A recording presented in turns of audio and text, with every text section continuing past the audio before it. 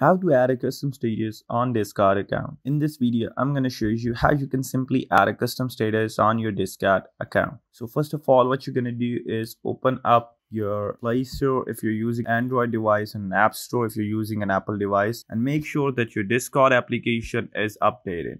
If it's not, just do it because this new features won't be available on the previous versions of the Discord application. So once it is done, then you're going to open up the Discord application on your mobile phone. It can be done through the PC or the desktop as well, or your MacBook or any laptop you have. So once you get there, this is a kind of a screen that would pop up, and which eventually you're going to the profile. You can always get to the Discord profile by tapping at the right bottom corner where you see a profile picture or your bot image. So once you do that, you just have to tap on it. Once you tap on it, you just have to hold it for a few seconds. Once you do that, a new dialog box with set status appears up, which includes numerous options just like online, idle, do not disturb, invisible. In the last, it says set a custom status. This is what we were looking for, and we just have to tap on it. Once you do that, a new page for custom status opens up, which have several other options as well,